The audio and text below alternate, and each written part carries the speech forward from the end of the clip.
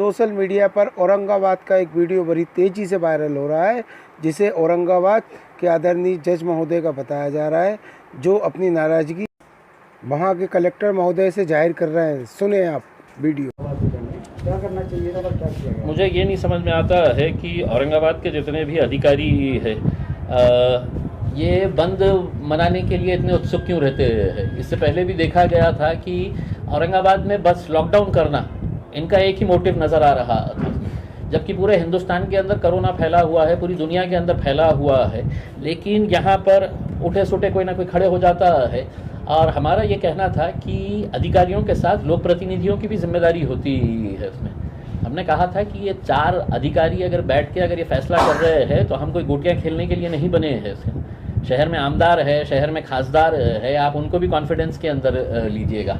और क्या फ़ैसला लिया गया है आपने कहा है कि नहीं ये खुला रहेगा, ये बंद रहेगा करके, सैटरडे और संडे कंप्लीट लॉकडाउन रहेगा करके। IAS IPS ऑफिसर्स इतने ज्ञानी, तो आपकी मीटिंग से पहले आपका क्या कोरोना के साथ मीटिंग हुई है क्या कि वो मंडे टू फ्राइडे वायरस जो है वो फैक्ट्री पे जाएगा, काम करेगा, सैटरडे और संडे के दिन बाहर लोगों के ऊपर अटैक करेगा, तो सैटरडे और संडे है तो हम बंद करेंगे करके? क्या लॉजिक क्या है? आप हमको बताइए ना, उसमें हमको अकल नहीं है, हमको समझ में नहीं आता है। आप बहुत ज्ञानी है तो हमको समझाइएगा कि सैटरडे संडे है तो आप सिर्फ बंद कर रहे हैं कंप्लीट लॉकडाउन, और बाकी दिनों के अंदर ये खुला ये बंद।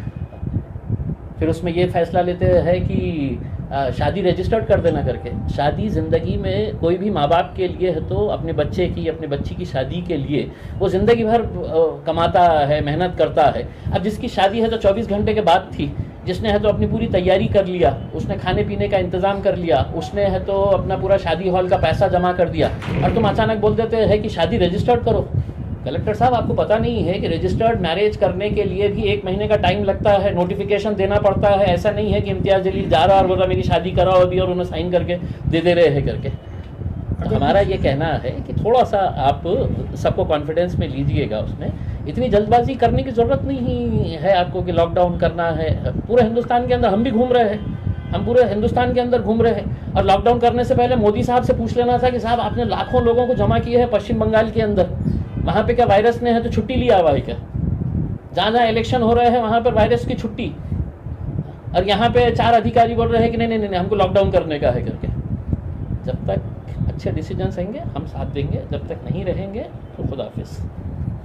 अगर जिन लोगों ने शादी की डेट ले चुके हैं तो उनके लिए आप क्या मदद कर सकते हैं? नहीं बिल्कुल, अगर कोई शादी करना चाह रहा है तो हम पूरी तरीके से निर्बंध, जैसा फैक्ट्रीज़ के अंदर, इंडस्ट्री के अंदर आपने इजाज़त दी है, क्या बोल रहे हैं कि नहीं फैक्ट्री वाले पूरी तरीके से इसको अच्छे तरीके से मेंटेन करेंगे।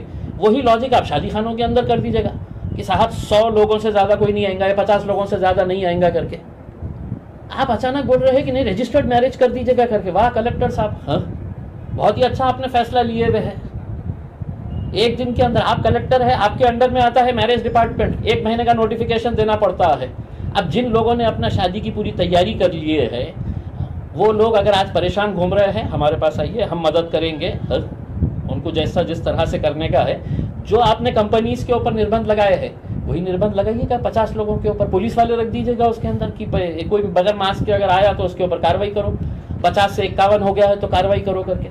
लेकिन ये इस तरह से बैठ के फैसले कर लेने का उसमें, और सिर्फ ये समझने का कि हम अधिकारी है हम कर लेंगे, तो बाकी लोक प्रतिनिधि कोई गोटियाँ खेलने के लिए थोड़ी बैठे हुए हैं।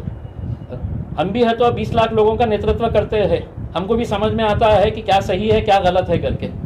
सिर्फ अगर आप ये समझेंगे कि हम ज्ञानी हैं और हम बताएंगे करके, तो हमारे साथ बैठिए और हमको पहले समझाइए सैटरडे संडे का निर्णय लेने वक्त वायरस के साथ क्या क्या चर्चा हुई, वायरस ने क्या शेड्यूल दिया आपको कि मैं ये टाइम से ये टाइम पे नहीं आने वाला हूँ करके। अब ये तो सवाल हम पूछेंगे ना अगर आप इस तरह के फैसले लेंगे तो। धन्यवाद।